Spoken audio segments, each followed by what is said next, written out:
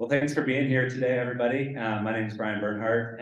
This is my first time attempting to deliver this talk. It's been an interesting and a challenging one to prepare. I'm excited to share it with you, called The Ethics of Violence, Life-Affirming versus Destructive Violence. So a few preliminaries before we dive into the meat, pun intended, of the talk. I'd first like to share a little bit about my own journey around questions of violence. As a teenager, when becoming a political being, I sort of began my journey around questions of violence as a vegetarian and then a vegan, and politically somebody who was pretty committed to pacifism and nonviolence as a political strategy. And over the course of the last roughly 25 years, I've moved beyond both my commitment to vegetarianism and my commitment to pacifism. I'm an active hunter, and I do believe that violence has a role in certain kinds of social struggles. So despite some, what I would call, changed practices, eating meat rather than being vegetarian, embracing, at least in certain contexts, the necessity of violence in our political life. Ultimately, despite those outward differences, ultimately motivated by the same set of values, seeking to diminish suffering, expand freedom, and treat other beings, human and non-human, with the dignity that they deserve.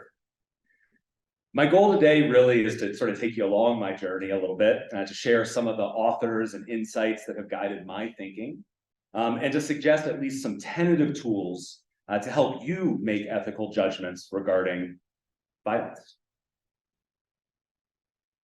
Throughout the talk, and this was one of the things that was challenging about preparing the talk, is that I felt a need to address two related but different sets of issues that I'll sort of tentatively refer to as violence towards non-human beings, violence to non-humans, and violence toward fellow human beings, or violence to humans. I do think these are related, but also different kind of concepts, impose and raise different kinds of issues.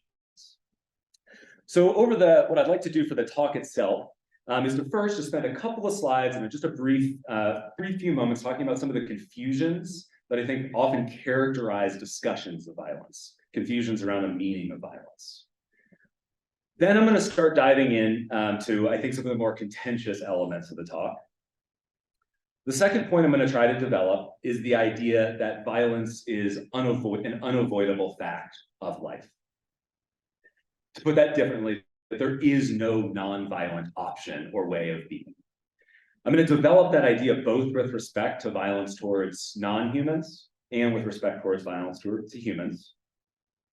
And after laying that groundwork, to try and help us think about violence more ethically by basically posing two key questions that I think are essential to making determinations about when violence is justified, ethical, and when violence is unjustified and unethical. And these two questions, I'm going to phrase them broadly here so that they are applicable both to our relationships with non-humans and to our relationships with humans. The first question asks us to think about the ethical issues of violence at the individual level, that is, at the level of individuals affected or potentially affected by violence. To what extent does a particular use of violence respect the dignity of living beings? But in addition to thinking about the dignity of individual living beings, I think we are also required to, I guess I'll put it this way, to think in systems as well. To ask, what is the broader context in which a particular use of violence is taking place? What are the net effects of this act of violence likely to be?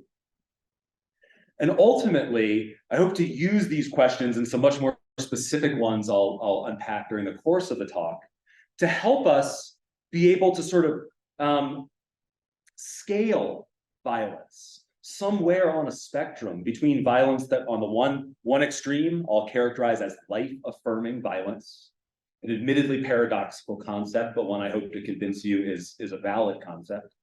And on the other hand, what I'll refer to as destructive violence, two poles, right, that I hope that we can use some guiding questions to help think about where different acts of violence belong on that spectrum between being life-affirming or alternatively destructive.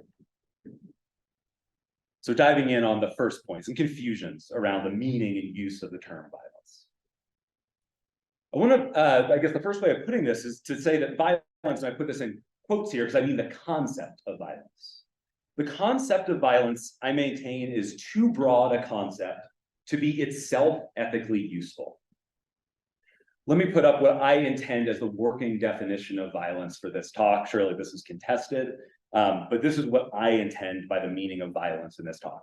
Actions that result or intend to or threaten to result in physical harm up to and including death. A reasonable definition, I think, as it goes. But what I want to note is that violence then includes things that I don't believe had any real relation to one another. Hunting a bison and extirpating bison. Carrying out a democratic revolution and committing a genocide. Rape and defending oneself or others from rape. Given that it's Veterans Day, Nazism and allied resistance to Nazism. All of those involve physical harm up to and including death. And I think they have very little in common, and they're certainly not ethically equivalent. I'm grounding some of this talk in and I'll share a variety of books with you along the way. Erich Fromm's book from 1973, The Anatomy of Human Destructiveness. He writes, the equivocal use of the word aggression, and to be here, I'm using the word violence, but I think the basic point remains the same. The equivocal use of the word aggression has created great confusion, Fromm writes. The term has been applied to the behavior of a man defending his life against attack, to a robber killing his victim in order to obtain money, to a sadist torturing a prisoner, to a peasant plowing the field. If acts that are meant to destroy, acts that are meant to protect, acts that are meant to construct are all denoted by one and the same word, then indeed there is no hope of understanding their cause. They have no common cause because they are entirely different phenomena. In short, my contention is that not everything that is violent is inherently wrong, and not everything that is non-violent is inherently right. We therefore need ways of distinguishing between different types, forms, and instances of violence to make more reasoned ethical judgments. A second confusion in the way the rhetoric of violence is often deployed, I'll label it this way, is that the rhetoric of violence, invoking the concept of violence, is often selectively done in order to protect power. There's a lot that can be said here. I'm going to try and keep it straightforward. The central political institution of the modern world, the state, is essentially defined by violence. Max Weber, a German sociologist, gave this classic definition of what a state is in his 1918 Politics as Vocation. The state is an entity, quote, that successfully claims the monopoly of the legitimate use of physical force within a given territory. So violence is essential to the way we organize our entire political life, from authoritarian states to democratic ones. But the violence of the state and structural or systematic violence more generally is rarely labeled and even more rarely condemned as such. An author I'll tell you a little bit more about later, Derek Jensen, puts it this way in his book, Endgame. Our society is based on a clearly defined and widely accepted, yet often unarticulated hierarchy. Violence done by those higher on the hierarchy to those lower on the hierarchy is nearly always invisible, that is, unnoticed. When it is noticed, it is fully rationalized. Violence done by those lower on the hierarchy to those higher on the hierarchy is unthinkable. And when it does occur, it is regarded with shock and horror. As one example of this in relation to violence against nature, I'll note that the ratio at which humans kill sharks to sharks killing humans is something to the tune of 20 million to 1. And yet, dun, dun, dun, dun. This is a movie that truly terrified me as a young child. Kind of ruined a couple of these beach vacations. But nonetheless, the insane way in which violence flowing in one direction, even rarely, is fetishized, and violence consistently, systematically, and at much greater scale flowing the opposite direction is barely noticed. So in practice, when the language of violence is used, I think literally the way violence often means in practice, violence that the powerful, those at the top of a given hierarchy, don't like. I'm going to try to avoid falling into some of these rhetorical traps during the talk today. So I'll dive into the second key point, the unavoidability of violence. And I'll start with what I'm maintaining as the unavoidability of violence to non-humans. There's a lot of ways to try and develop this argument. I'm going to spend one slide on it because I have a lot of ground I'd like to cover. So the way I'm going to try and develop this argument is a conclusion that I, as a vegetarian, came to over some time. And that is that vegetables are not vegetarian. Making this case, I think, is fairly straightforward with respect to industrial agriculture, the primary way that those of us in the United States get our vegetables. I'm drawing here from a book, The Mindful Carnivore, A Vegetarian's Hunt for Sustenance, which my partner was gifted by Dan of CPW, so thank you, Dan, for sharing this and introducing this to me. And I'll work through briefly, some of the arguments that the author of The Mindful Carnivore raises here. Okay, so why are vegetables not vegetarian? Industrial agriculture requires forest and other significant habitat loss that results in harm and violence and death to other species. Fertilizer runoff leads, in some cases, to massive aquatic dead zones in, say, the Gulf of Mexico. Estimates are that tens of millions, at least, birds in the United States alone are killed annually from pesticide exposure. The use of large combines and farm equipment kills hundreds of millions, billions of field-dwelling animals every year. Richard Nelson, in his book, Heart and Blood, Living with Deer in America, writes the following: whenever any of us sit down for breakfast, lunch, or dinner, or a snack, it is likely that deer were killed to protect some of the food we eat and the beverages we drink. Everyone in modern North America who lives each day on agricultural foods belongs to an ecological network that necessarily involves deer hunting.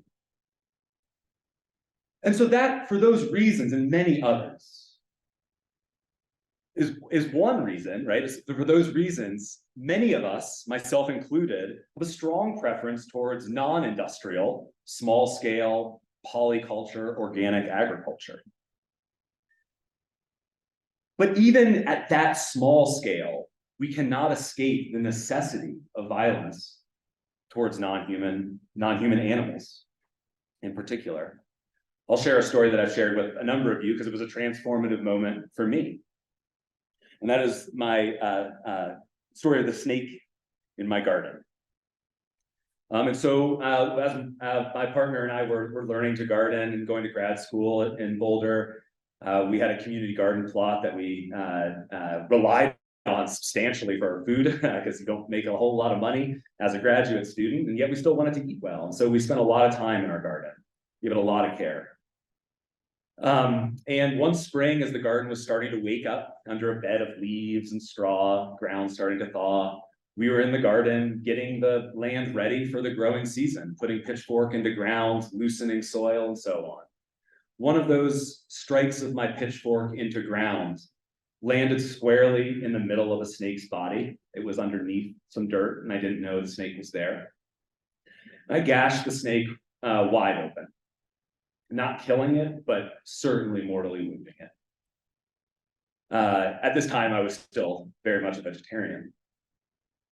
To make matters more complicated, a moment after I saw what I had done to that snake, the snake's little buddy slithered around and came out of the dirt as well, literally slithered up against the snake that I had just wounded, inspecting it, and then slithered away. I took the pitchfork and did what needed to be done to put that animal out of its misery. But it was a moment where I realized that growing vegetables itself has unintentional but unavoidable violence towards other beings. And yet also at the same time that those snakes were present in the garden because we had created a life-giving environment in that garden. Shelter, mice to eat, etc. And so it really got me thinking a little bit more about how to think about violence within even the context of a vegetarian diet.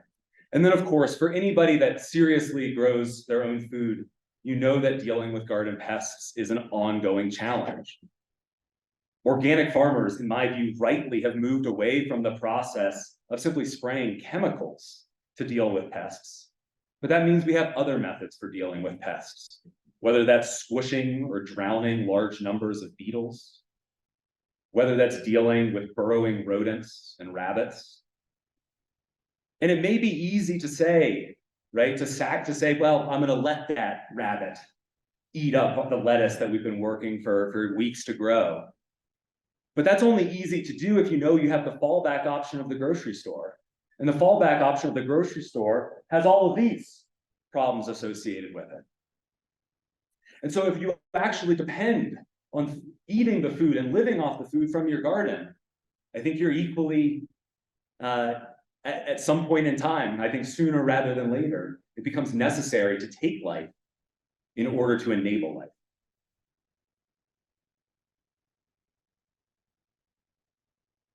So this poses what I'll call here the conundrum, and I'll phrase it in drawing from two people who could put this far more beautifully than myself. The first is Dr. Robin Wall-Kimmerer, who's the Headwater speaker just a handful of years ago. She puts it this way in her wonderful book, Braiding Sweetgrass. A moral question arises when we extinguish the other lives around us on behalf of our own. Whether we are digging wild leeks or going to the mall, how do we consume in a way that does justice to the lives that we take? The need, she writes, the need to resolve the inescapable tension between honoring life around us and taking it in order to live is a part of being human, an unavoidable part. Let me give you another example. Kimmerer comes from an indigenous Anishinaabe tradition. Wendell Berry comes from a Christian farming tradition in Kentucky. He puts the conundrum this way: to live, we must daily break the body and shed the blood of creation. The first part of Berry's quote here is simply another articulation of this key conundrum. But the quote goes on, which begins our next task, making the distinction between just, honorable, life-affirming killing and unjust, dishonorable, and destructive killing, on the other hand. He puts it this way: when we do this knowingly, lovingly, skillfully, reverently, it is a sacrament. When we do it ignorantly, clumsily, destructively, it is a desecration. And I think Berry's quote begins this process of trying to distinguish what makes violence life-affirming or destructive, honorable or dishonorable. But I want to return to Dr. Kimmerer's work in Braiding Sweetgrass, where she lays out the tenets of an approach she calls the honorable harvest. The honorable harvest, she writes, quote, are rules of sorts that govern our taking, shape our relationships with the natural world, and rein in our tendency to consume, that our world might be as rich for the seventh generation as it is for our own. The shorthand version of the honorable harvest works like this: to take only what is given, to use it well, to be grateful for the gift, and to reciprocate the gift. Fortunately, Kimmerer gives us some somewhat more specific guidelines, norms, or rules to shape our harvesting. I'll put a selected handful of these here. Know the way of the ones that take care of you, so that you may take care of them. Never take the first, never take the last. Take only what you need. Take only that which is given. Never take more than half. Leave some for others. Harvest in a way that minimizes harm. Use it respectfully. Never waste what you have taken. Share. Something that will be taking place this evening, as I understand it. Give thanks for what you have been given. Give a gift in reciprocity for what you have taken. Finally, sustain the ones who sustain you. What I notice about certain of these rules is the essentialness of the concepts of reciprocity and responsibility. And I'll share with you a different way of articulating this idea of reciprocity and responsibility, coming from the provocative, albeit problematic book by Derek Jensen called The Endgame. He puts it this way: when you take the life of something to eat or otherwise use so you can survive, you become responsible for the survival and dignity of that other's community. If I eat salmon, or rather, he's a Pacific Northwesterner, or rather, when I eat salmon, I pledge myself to ensure that this particular run of salmon continues and that this particular river of which the salmon are a part thrives. If I cut a tree, I make the same pledge to the larger community of which it is a part.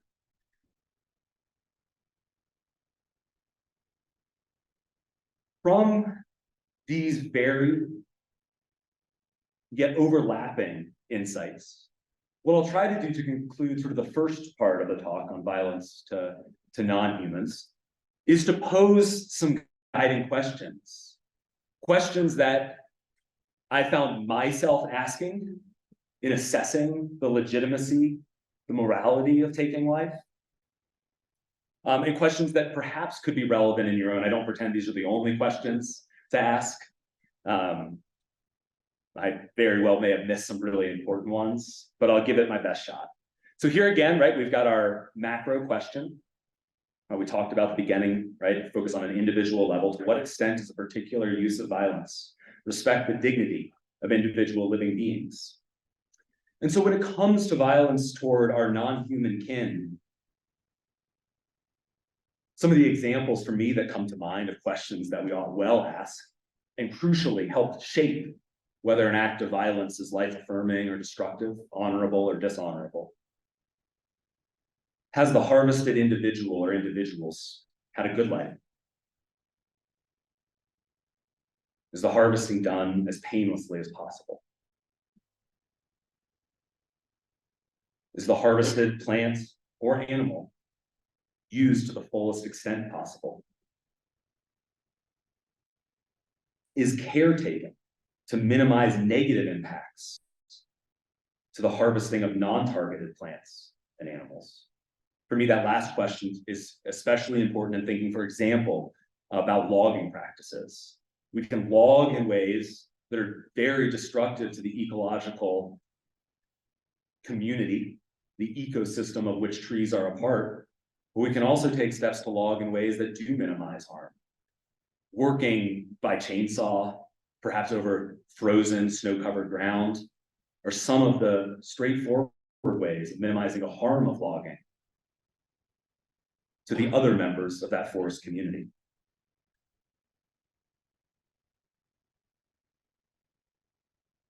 The second question, recall, asks us to think at a systems level. What is the broader context in which this act of violence is taking place? What are the net effects of this act of violence likely to be? And I say likely to be, I think one of the absolutely most challenging elements of making ethical judgments about violence is making those judgments in a context of uncertainty. We don't always know, I think we rarely know, the full implications, consequences of an action we take. The world is simply too complex. So we have to make difficult judgments about the right thing to do in a context of uncertainty. And so that's why I say, what are the net effects of this act of violence likely to be, knowing that we can't say for sure. We don't know ultimately. Examples of some of the specific questions I think are relevant here. Is this a sustainable harvesting of the species in question? Is this act of violence likely to result in more or less suffering than would otherwise be the case? I harvested my first big game animal this fall, a deer. As my partner can tell you, I shed a lot of tears walking up to that deer and sitting with that deer. But ultimately,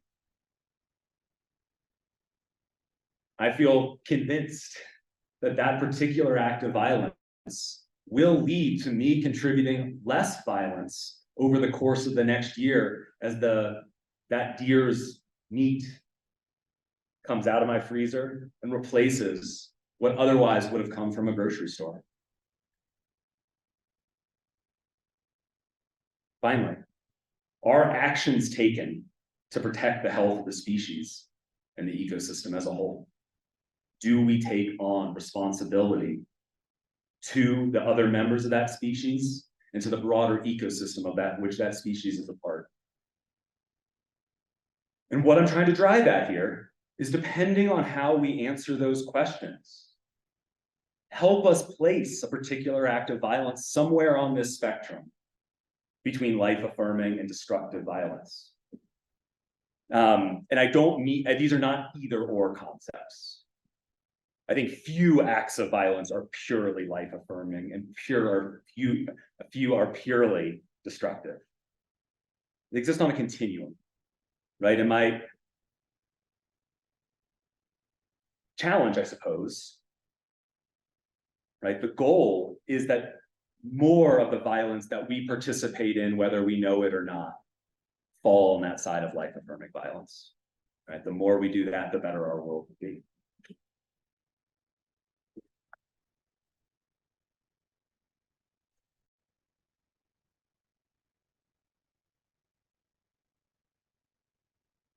So now I'll shift into the second related, but importantly different, I think, set of issues, that of violence to humans.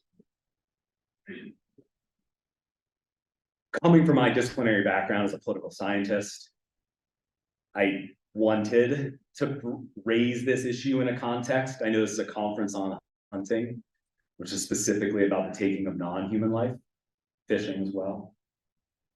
But for me, my thinking evolved simultaneously on these two sets of questions, because I think they overlap in important ways. Though the sorts of questions and ethical dilemmas that get raised, I do think are meaningfully different. So one reason that I think there's a parallel between our thinking about violence towards non-humans and violence towards humans is that I also think there's an unavoidability to violence to humans. This is not something that we are likely to be able to avoid. Like before, there's a lot of different ways to try and develop this argument. I have very limited time and some other ground I'd still like to cover. So let me take a stab at it this way. I would maintain that violence has been absolutely essential to defending and expanding human freedom, human equality, and human dignity. For me, the cases are almost too many to name, so let me highlight a couple that stand out as relevant for me. One is first insurrection and then ultimately civil war to abolish chattel slavery in this country. This is a picture of one of my personal heroes, John Brown, who was one of a small handful of white people that in the 1800s saw slavery for the grotesque wrong that it was. One book I can recommend to you here, I'll quote a bit from it, is a biography of John Brown by W.E.B. Du Bois, one of the great and early African-American sociologists, historians, political thinkers. His biography of John Brown is absolutely fantastic. He notes that in the late 1830s, John Brown, quote, bound his family in solemn and secret compact to make active war on slavery. And make active war he did. First in Kansas, where a small-scale civil war known as Bleeding Kansas took place in the 1850s to determine whether that state would be admitted to the Union as free or slave. John Brown and many other militant abolitionists traveled and fought in Kansas and in neighboring Missouri, and did indeed help secure Kansas as a free state. John Brown is most famously known for his raid 4 years later on Harper's Ferry, a military arsenal at the West Virginia, Maryland Triple Point. The plan was to seize arms from Harper's Ferry and to move in a guerrilla war through the Appalachian Mountains, liberating enslaved people, conscripting them into a guerrilla army, and waging war against slavery within the Confederacy. Harriet Tubman, who many of you will know as active in the Underground Railroad, was a close compatriot of John Brown. She had planned to participate in the raid on Harper's Ferry, but fell ill and didn't participate that day for that reason. Ultimately, I'm glad she didn't. The raid failed, and John Brown was executed by the US government. Du Bois put it this way. In 1909, I'll note, over 110 years ago, Du Bois wrote, American slavery had to die by revolution, not by other means. And this men knew. They had known it for 100 years, yet they shrank and they trembled. Today, at last, we know, Du Bois wrote in 1909, today, at last, we know, John Brown was right.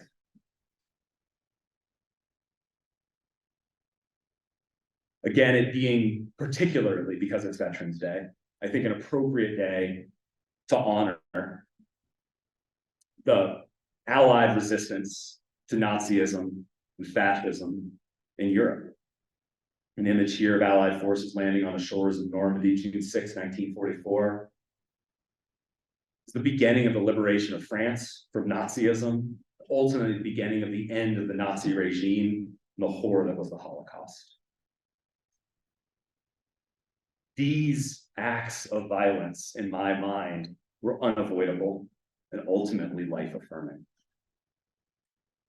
Another way I could try and develop the unavoidability of violence towards humans, the idea that violence has been essential to defending and expanding human freedom, equality, and dignity, is with reference to a number of social movements. And I'm going to put it in, here I'm drawing from, I'll share again, a wonderful work. The authors are Ackerman and Duvall. It's called A Force More Powerful, A Century of Nonviolent Conflict. It's a wonderful history of 20th century nonviolent movements. And I want to be clear, I think there's a lot of value in nonviolence.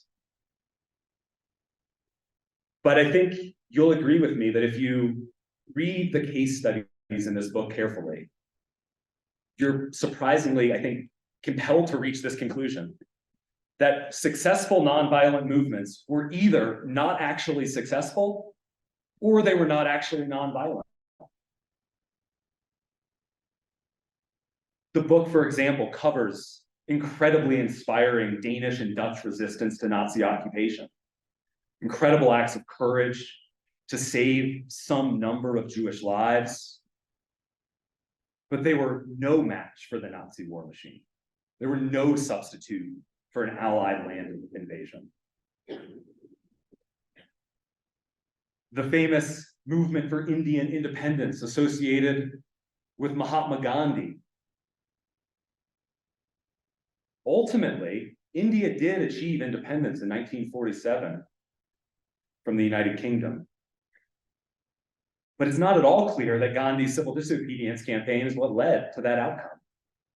The most famous of the civil disobedience campaigns in the Indian independence movement was the Salt March of 1930-31. Ackerman and Duvall conclude that the civil disobedience of those years produced, quote, decidedly mixed results. Civil disobedience sputtered out in India in 1934 as more militant campaigners and tactics gained ground. Independence came 16 years after the Salt campaign ended. There's no compelling reason to draw a link between that campaign and the Indian independence. Indian independence came about in 1947 in no small part because of violence.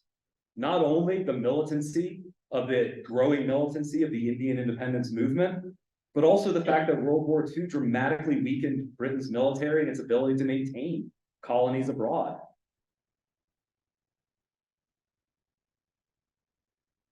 The US Civil Rights Movement, frequently touted as a nonviolent movement, this is one I think was broadly successful, but that it was not nonviolent. Did it include nonviolent components? Yes. But there were literally hundreds of riots during the 1960s and 70s challenging white supremacy. When JFK, prior to his assassination, gave a speech to the country in 1963 calling for civil rights legislation, he didn't allude to sit-ins. He said the following, quote, "The fires of frustration and discord that are burning in every city, north and south." We, of course, know that there were other elements of the civil rights movement beyond Dr. King and the Southern Christian Leadership Conference, armed groups like the Black Panther Party. It's a little side note, one of the reasons that California has some of the strictest gun control laws in the country is because the Black Panther Party engaged in open carry demonstrations at the California state capitol.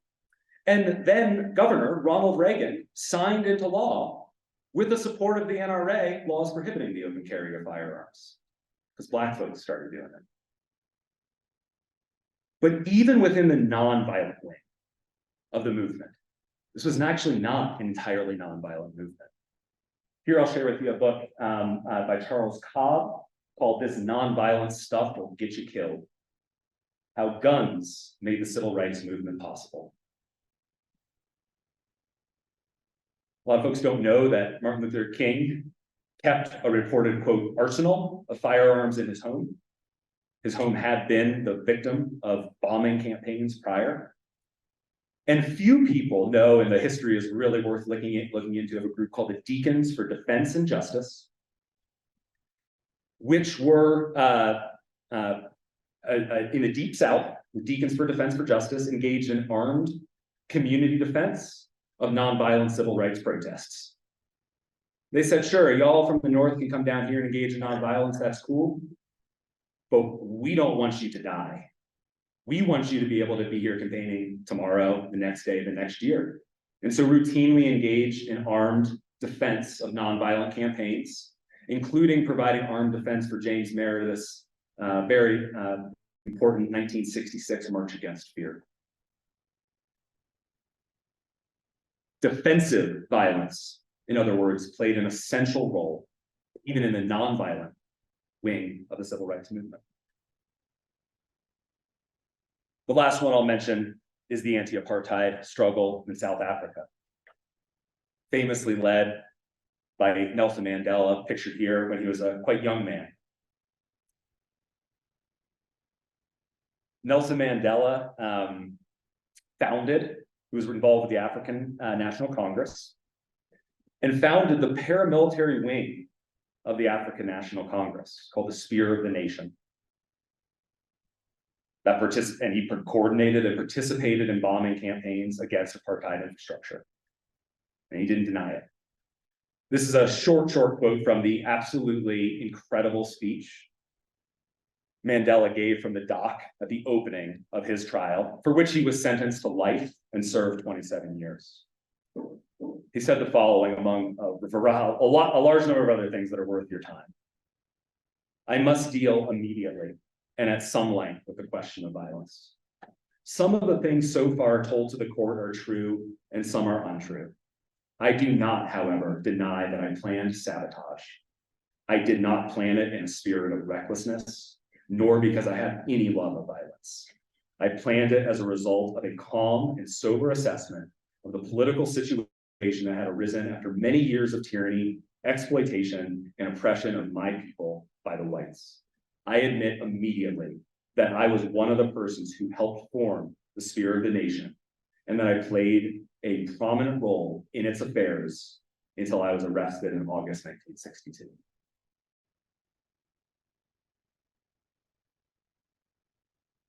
It's not that Mandela has incorrectly been characterized as an advocate of peace.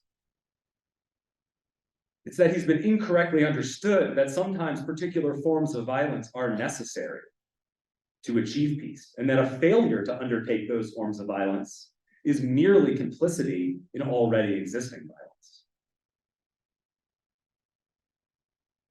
So I'd like to offer a handful, just as before, a handful of kind of guiding questions with respect to violence to humans. So as before, I'm trying to maintain these sort of overarching questions. First, at the individual level, to what extent does a particular use of violence respect the dignity of individual living beings? When it comes to violence to humans, I think the types of questions that we have to ask are different. And I'll give you an example of some. Again, I don't pretend this is perfect, comprehensive, or exhaustive. It's an attempt to share something about how to think about these issues, an invitation for you to think about this in your own terms. First, are the person or persons harmed by the violence responsible for prior acts of violence? Second, is the minimal amount of effective force or violence being utilized? Have nonviolent methods and non-lethal forms of violence been tried? And indeed, I'll note that the spirit of the nation, in its early years when Mandela was still active because he wasn't incarcerated, the attacks they engaged in were deliberately done to avoid targeting humans and to focus on the destruction of infrastructure. Right? So an endorsement of particular forms of violence doesn't mean, let me put it this way, comes along with an obligation to try minimal levels of violence first and escalate to the extent that they don't work. And indeed, that is the path that the spirit of the nation ultimately took during the nearly 3 decades that Mandela was incarcerated. The violence of the spirit of the nation escalated from merely attacks on infrastructure and property to attacks on military targets, and in some cases, attacks on white South African civilians. Is care taken to minimize harm and suffering?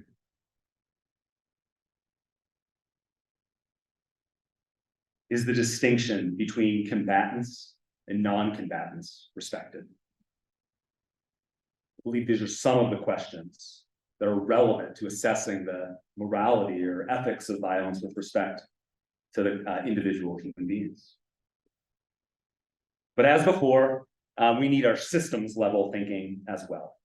What is the broader context in which this act of violence is taking place?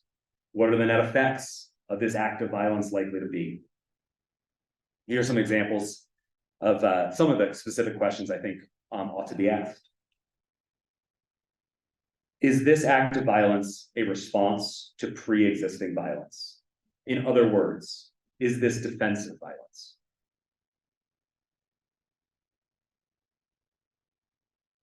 Is this act of violence likely to result in escalating violence or diminishing violence?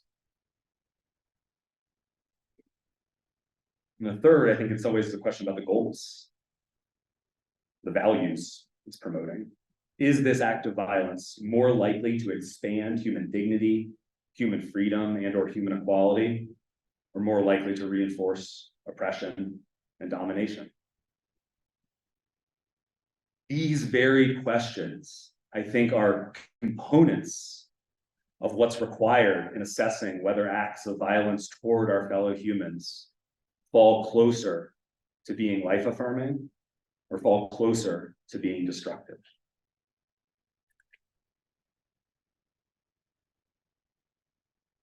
Let me give you some concrete examples of instances of violence that I would label as being more life-affirming on the one hand or more destructive on the other. So I think one of the most straightforward cases of life-affirming violence is when we're talking about defensive violence. Oftentimes we think about this as self-defense, but equally important, or what I would refer to as community defense. So violence that is itself responding to violence that's already present in an attempt to halt that violence. Just a few examples here from a few different corners of the world. First, in India, a country that some of you may know, has fairly deeply entrenched patriarchy in which violence towards women in the private context of the household, or in the public context of buses and so on, has been pervasive. In that context, a group known as the so-called Gulabi Gang, pictured here, I should say, has essentially developed a broad network that empowers women and trains women and engages in community defense against patriarchy. Here's some words from Sampat Devi Pal, the group's founder and head. Yes, we fight rapists with sticks. If we find the culprit, we thrash him black and blue, so he dare not attempt to do wrong to any girl or woman again. Devi first discovered the power of the stick in the 1980s, when she used it against a neighbor who had abused his wife. Devi's intervention had the desired result, and the recalcitrant husband was forced to mend his ways. More importantly, Devi's model of delivering alternative justice inspired a movement that now boasts a network of 400,000 women dressed in pink saris and all wielding a stick across 11 districts of India's largest province, Uttar Pradesh. From fighting violence against women, preventing child marriages, arranging weddings of couples in love despite local resistance, to ensuring the delivery of basic rights for the poorest of the poor, the Gulabi Gang's vision is to protect the powerless from abuse and fight corruption, and has found easy resonance across much of India's hinterland, blighted by unending reports of sex crimes and gang rapes. Our neighbors to the south are dealing with a deeply entrenched problem of narco violence, narco terrorism, and narco collusion with the Mexican state. And communities in various states around Mexico, this is a picture of Michoacan, Mexico, have begun developing methods of protecting their communities from the violence, the extortion, the rape of various drug cartels.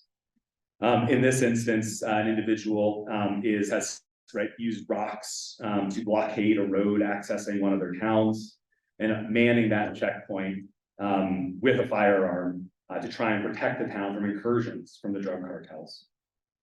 So in other words, violence that takes on a defensive posture, that is responding to violence that's already present, for me is some of the most straightforward examples of violence that we ought to understand as life-affirming and indeed ethical.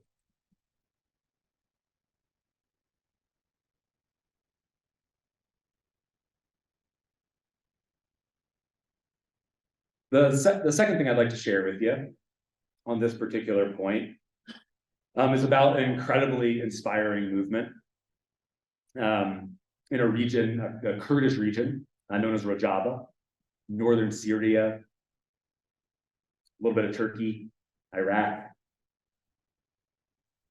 And essentially, I think we have enough time. I'll put on a quick video just to give you some orientation towards this issue.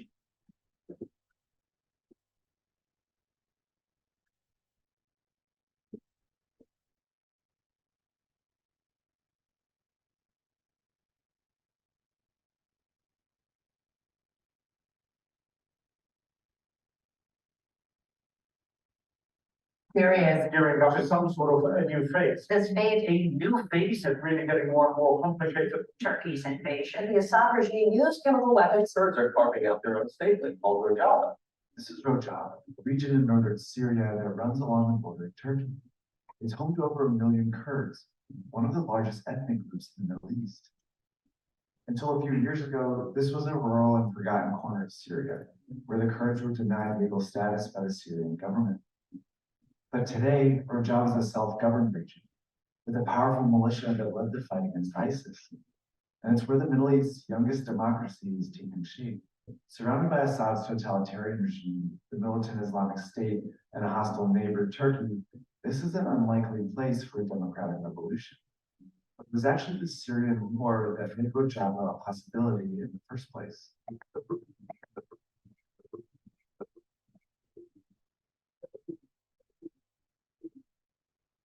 The protests against dictator Bashar al-Assad erupted in Syria. The uprising turned into open rebellions after he sent his army to crack down on the opposition. With battles on multiple fronts and forces stretched thin, he had to make a choice. By July 2012, Assad pulled most of his army out of the traditional Kurdish territories in northern Syria to defend these major cities in the west. The move created a void, but not for long. An existing Kurdish political party called Democratic Union Party stepped up to defend and govern the region they called Rojava. They organized it into these 3 small self-governed states. They set up a democratic system of local governments and claimed they would protect the rights of all citizens, including the multiple ethnic groups within the region. They also promoted gender equality across all public institutions, including the military. An all-woman military group called the YPJ took shape and fought alongside the Kurdish militia called the YPG. But just as Rojava started taking shape, it came under attack. The jihadist militia known as ISIS. Terrorist group ISIS gaining ground. In Syria and Iraq right now. In 2014, the Islamic State swept through Syria. In Rojava, they drove all the way to Kobani on the Kurdish border and laid siege to the city. Trapped inside were thousands of civilians and Kurdish militia fighters. As ISIS threatened to take the city, small pockets of Kurdish fighters held their ground until reinforcements arrived. The U.S. provided air support to the Kurds, and together they retook Kobani, marking a major moment for Rojava. The Kurdish fighters proved to be one of the most effective forces in Syria, leading to continued U.S. air support and eventually weapons. The victory also gave Syrian Kurds, who were denied statehood for decades, an opportunity to strengthen and expand their territory. With Assad still fighting in the west, the Kurds decided to take on ISIS. The Kurds are the most effective fighting force against the Islamic State. Kurdish fighters in Syria have made significant gains. Killing thousands of fighters and clawing back territory. The Kurdish-led force launched an offensive today in Syria, Pushing ISIS further and further back. Out of their territory in the northeastern city of Hosaka. Are now within sight of the ISIS stronghold of Raqqa. As Kurdish fighters started liberating these cities, they incorporated their populations into Rojava. With the addition of multi-ethnic populations, Rojava was renamed the Democratic Federation of Northern Syria to reflect the makeup of the region. And Kurdish fighters merged with non-Kurdish militias to form the Syrian Democratic Forces, also known as the SDF. Western media hailed the moment as the birth of a young democracy in the Middle East, and the Kurds promoted the democratic model as a solution for a post-war Syria. But reports also claim that the Kurds displaced non-Kurdish populations and committed human rights abuses. In the broader region, not everyone supported the Kurdish project. On one hand, the Syrian government denied its existence, and on the other, Turkey grew worried as Rojava expanded. See, Turkey claims the Kurds in Rojava are a front for the PKK, a Kurdish militant group that's been at war with them since the 1980s, and is labeled a terrorist group by the US and the EU. So to keep Rojava from becoming a safe haven for the Kurds, Turkey sent ground troops into Syria here in August 2016 to fight both ISIS and the SDF, eventually cutting off Afrin from the rest of the Federation. But the Kurdish offensive continued. And in late 2017, it led to the fall of ISIS and its capital, Raqqa. The victory marked a big win for the Kurds, but it also opened up a major threat.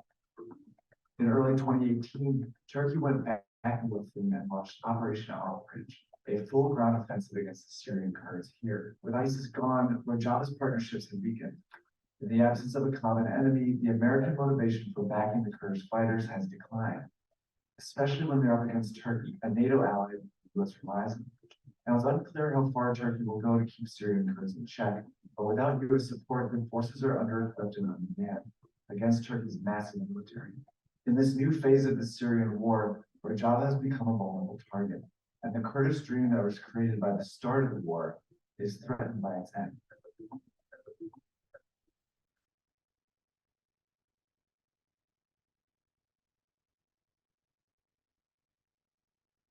You need to share a screen before I make it.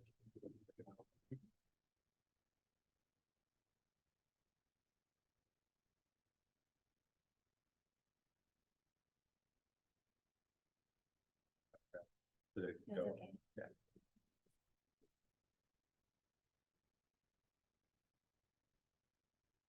Looks like I made a technical mistake, which I'm very inclined to do.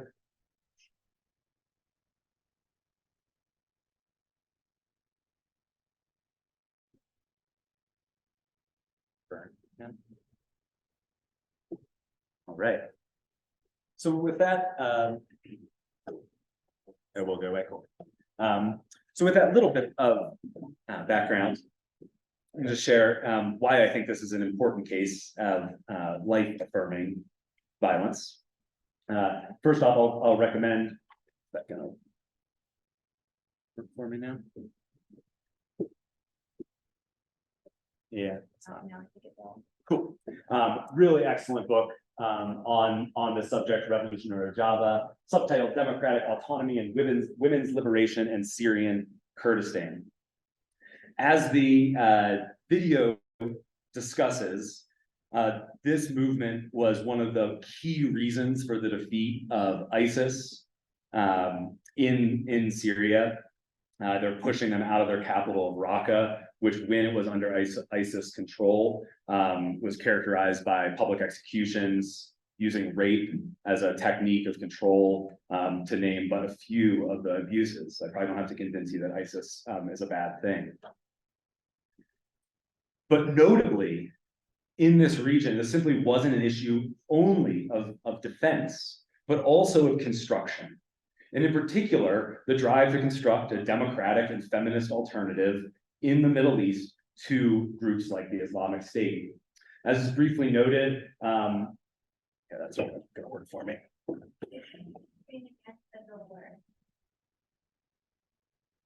Cool, thank you. That in addition to the sort of stereotypically male YPG military units, that in the course of this revolution, fully female military units, and as the YPJ were created. Some of those women featured here. And I also want to note one of the other interesting things about the Rojava Revolution is the degree to which it has attracted volunteer fighters from around the world. For me, this is an echo of, for those of you that are familiar with it, of the Spanish Civil War in the 1930s, in which volunteers from literally dozens of countries around the world traveled to Spain to fight against the rise of General Franco and fascism in Spain. When the Western governments, the United Kingdom and the United States, declined to send arms and to send people, volunteers traveled, some 50,000 of them, I believe, to fight alongside the Spanish Republic. Here again, this is a case that's attracted substantial international volunteers. A number of folks have gone from Colorado, and I just want to briefly highlight two individual Coloradans that died serving with the Kurds in the Rojava Revolution.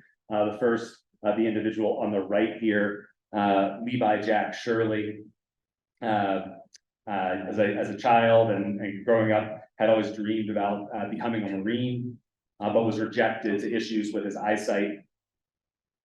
He ultimately made the trip twice and was killed on his second time in Syria at the age of 24 by a landmine while his unit of the YPG was advancing towards ISIS posts. The second, and I think the political differences between these two individuals is significant. So again, Levi Jack Shirley's dream was to serve in the Marines. Jordan McTaggart who self-describes as a radical leftist, was killed at the age of 22 while aiding a comrade injured by an IED.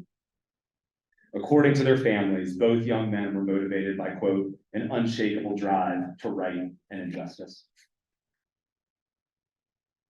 As we assess the question of violence towards humans, one of the things that feels important to me is to assess the extent to which violence in a particular context follows one of these two logics or patterns. And this is what I mean by that. I think in certain instances, we can see violence following a logic of, I'll put it this way, emanating from a center. And secondly, other instances in which violence seems to flow in a cycle. And I think assessing the extent to which violence in a particular context more closely follows one or other of those patterns is crucial for determining whether additional violence is likely to be life-affirming or destructive.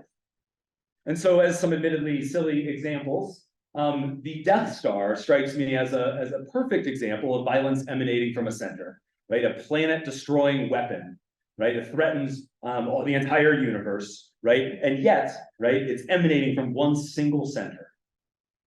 Contrasted with the old cartoon Tom and Jerry, which I think is illustrative of violence flowing in a cycle. So the key question then is, what is the likely effect of violence against that adversary? Right, and in the case of Tom and Jerry, and more seriously, patterns of cyclical violence, typically the effect of adding violence to that context, right, is to escalate the violence, right, and lead to the so-called, right, cycle or cyclical violence, right? Contrasted with, right, I hope there's very little disagreement about what was the right thing to do with the Death Star, right? The right thing to do with the Death Star was to blow the fucker up. Because the likely consequence of adding violence against that adversary is diminishing violence. So when patterns of violence more closely follow violence emanating from a center, violence against that adversary, I contend, will tend to lean more on the life-affirming side. In patterns of cyclical violence, adding violence to that context is more likely to increase violence and be destructive. And for me, one of the clearest instances of destructive violence and of violence that emanates from a center is genocidal violence. And I'm going to lean here on one of my very favorite political theorists, Hannah Arendt. She was a German, a Jewish person, and a left-winger in 1930s Germany, which was not a good combination. She fled Germany, emigrated to the United States, and became what I think is one of the most important political thinkers of the 20th century. Much of her early work was on understanding the rise of Nazism, understanding totalitarianism, and trying to make sense of the horror that was the Holocaust. So, building off the last slide, what I'm trying to suggest here is that the Nazi regime was clearly a center of violence, and that successful attacks against it would predictably lead to a diminishment of genocidal violence. Arendt, though, adds something else to why we ought to consider genocide and so-called crimes against humanity as deeply destructive forms of violence. And this requires just a little tiny bit of background in her overarching view of what the human condition, or what the human condition is. So I'll very briefly describe it this way. For Arendt, the human condition is defined by the fact of what she calls plurality. That we share the world among diverse beings that are simultaneously equal to and yet different from us. And she argues that what genocide is an attempt to erase the human condition, an attempt to erase the human fact of plurality, and therefore constitutes not only a crime against the individual victims of genocide, but a crime against all of humanity as such. Here's how she puts it in her work, Eichmann in Jerusalem, which was published as a 3-part series in the New Yorker, her analysis of the trial of Adolf Eichmann, a high-level Nazi bureaucrat, his trial and ultimate execution in Israel some years after the war. She puts it this way: it was when the Nazi regime declared that the German people not only were unwilling to have any Jews in Germany, but wished to make the entire Jewish people disappear from the face of the earth, that the new crime, the crime against humanity, in the sense of a crime against the human status or against the very nature of mankind, appeared. Genocide, she writes, is an attack upon human diversity as such. That is, upon the characteristic of the human status without which the very words mankind or humanity would be devoid of meaning.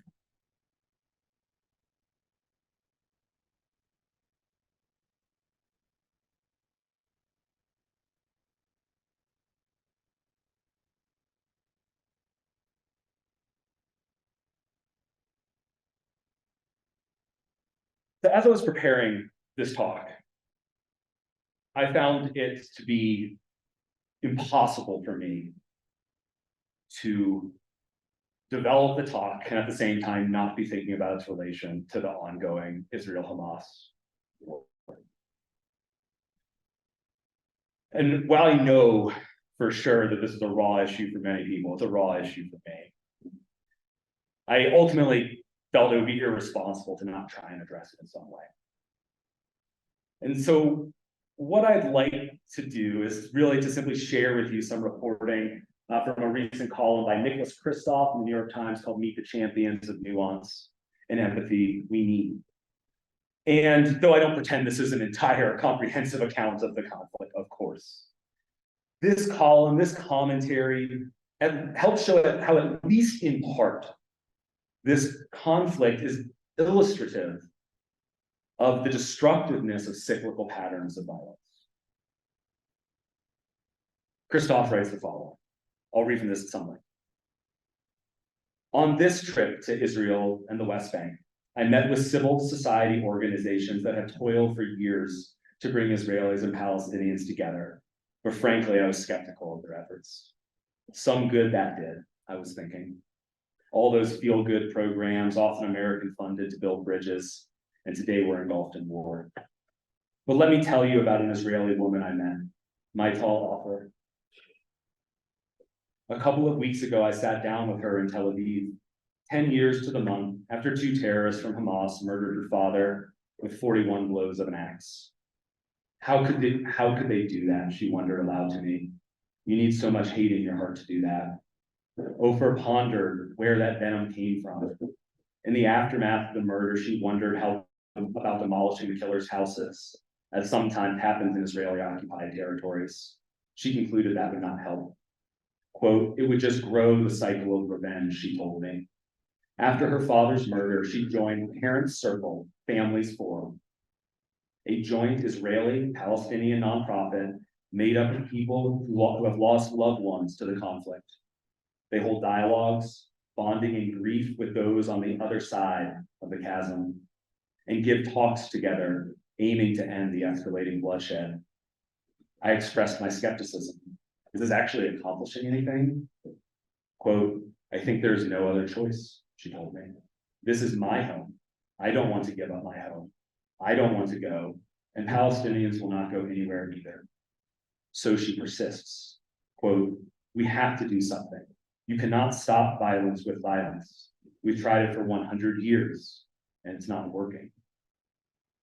Hearing from bereaved Israelis and Palestinians together is mind-blowing for children, she said, because many of them have never thought much about losses outside their own group. One indication that these talks are effective, the current far-right Israeli government this year barred parent circles from public schools. Bassam Aramin is sometimes the Palestinian speaker in these parent circles appearances. Imprisoned by Israel as a 17-year-old for belonging to a then banned Palestinian organization and possessing a weapon, he spent 7 years behind bars. Then in 2017, his 10-year-old daughter, Abir, was killed outside her school by an Israeli soldier firing a rubber bullet. Instead of turning to bombs, Aramin turned to reconciliation. He studied the Holocaust in a master's program, learned excellent Hebrew, and tried to see the humanity in Israeli soldiers at West Bank checkpoints. A process of mutual dehumanization has led each side, he said, to regard the other as morally inferior. He noted that Israelis often suggest that the problem is that Palestinians don't love their children and are ready to sacrifice them for the struggle, while Palestinians traffic in similar stereotypes about Israelis. Quote, "We don't see each other as human beings," he said. And he told me of the Palestinian mother of a teenage boy killed by Israeli soldiers who reluctantly came to a parents' circle meeting, still fuming at Jews. Quote, "She believed they were animals," he recounted, quoting her as saying, quote, "They don't have hearts like us. They hate their kids because they send them into the army." But she met an Israeli mom who told of losing her child to a Palestinian, and soon they were both sobbing and embracing. Aramin is outraged as what he sees as Israel's quotidian mistreatment of West Bank Palestinians, including women at checkpoints, but he sees the humanity in the soldiers there. Quote, "They look like killing machines, but they're scared of us," he said. Aramin told me that the day before I spoke to him, he and his wife had driven to visit their children, taking a mountain road to bypass delays and humiliation at Israeli checkpoints in the West Bank. But he said they were stopped by 4 Israeli soldiers who angrily told them to return and threatened to seize their car. Aramin said he spoke calmly in Hebrew, recognizing the soldiers' fears, and they soon got to talking. In the end, the soldiers still turned them back, but apologized for doing so. I noted to Aramin that these organizations promoting mutual understanding mostly date from the Oslo peace process, 1990s, when 2 states were expected to emerge side by side. Now that process is in hibernation, if not dead. It's nice that parent circle holds camps for Israeli and Palestinian children to get to know each other, but how is that saving lives on either side of the Gaza border? Aramin replied, "The arc of history is long. Germany once tried to wipe out Jews and now exchanges ambassadors with Israel. Someday Israel and Palestine will coexist as states," he said. And the question is simply how many corpses will pile up before that happens. Quote, "We must share this land as 1 state, or 2 states, or 5 states. Otherwise, we will share this piece of land as the graveyard of our kids." I'm not sure these efforts at understanding will get anywhere, and the Hamas attacks and Gaza war have added to the fear and trauma. Even Yuval Rahamim, Israeli director of Parent Circle, acknowledges the group is swimming against the tide.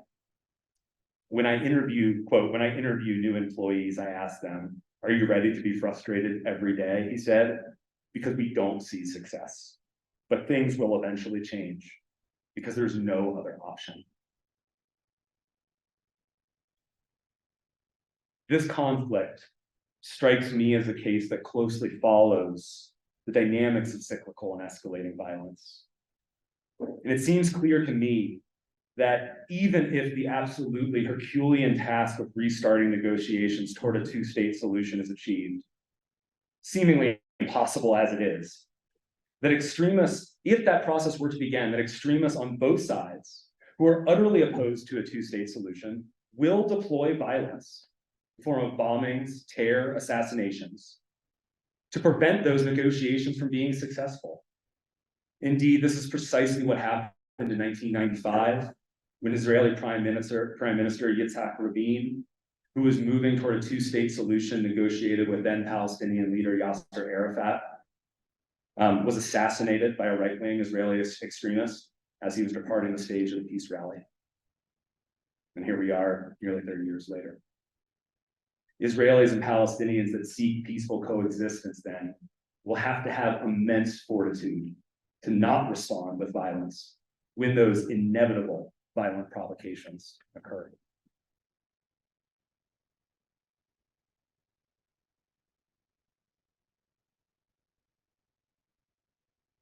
All that said, the goal here is to develop some accounts of two dramatically different forms of violence, fully recognizing that many forms of violence fit somewhere in between these. On the one hand, destructive violence, which I'll tentatively and imperfectly define as physical harm or the threat thereof that undercuts life or the systems that support life and undercuts the dignity of living beings. Contrasted with life-affirming violence, which I'll tentatively and imperfectly define as physical harm or the threat thereof that enhances life or the systems that support life and the dignity of living beings. And I think as some very simplistic, overly simplistic examples, right? We can contrast habitat destruction, factory farming, essentially a form of torture, overfishing, poaching, as forms of destructive violence, contrasted with sustainable agriculture, gathering, fishing, and hunting. Still violent, but I would argue life-affirming. We can contrast mega fires with controlled burns. We can contrast clear-cut logging with selective logging. We can and should contrast rape and domestic violence with the power of the stick. The Death Star with the heroic blowing up of the Death Star. A mass shooter with someone disarming or killing a mass shooter, as Jonathan Hurley, a 40-year-old Colorado man, did a couple of years ago, interrupting a mass shooting by shooting that individual with a concealed handgun, disarming the AR-15. Tragically, he was then shot and killed by the police. We can and should contrast genocide and fascism with violent resistance to genocide and with anti-fascism.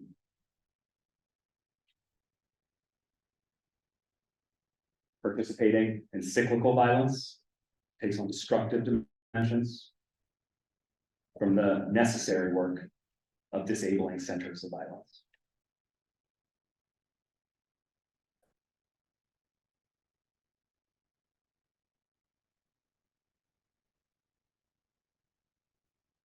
A few concluding thoughts and perhaps weak attempts to tie it back in with the theme of the conference, which I'll fully admit I diverged somewhat from it.